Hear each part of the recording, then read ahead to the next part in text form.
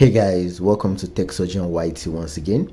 So today in this video I'm going to be showing you guys a quick tutorial on how you can go live on Twitter X. Now before we get on with the video, if you haven't subscribed to the channel, please hit that subscribe button right now and make sure to tap on the bell icon so that you get notifications to know when a new video is uploaded on this channel.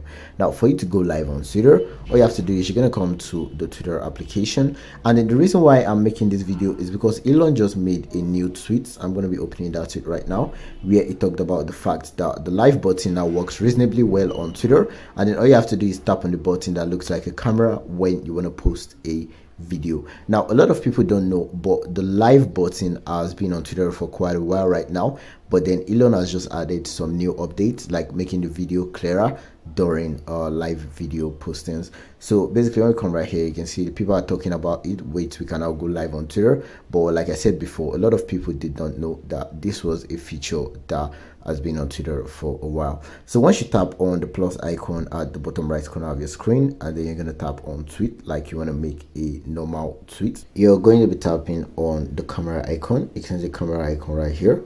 So now once you tap on the camera icon, you're gonna brought to this tab, the capture tab. Now instead of using the normal capture tab, the right part right there, you can see live. So you're gonna tap on live, and then once you tap on live, you can see the connecting button, and then you can see the button that takes you directly to live. You can see right here you are now live on Twitter, and then you can see this three dots icon at the bottom right corner of the screen. Now once you tap on that, you can change some settings like your broadcast details.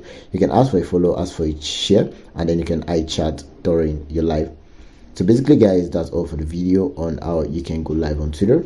And if you still haven't subscribed to the channel, make sure you hit that subscribe button right now. Make sure to tap on the bell icon so that you get notifications to know when a new video is uploaded on this channel.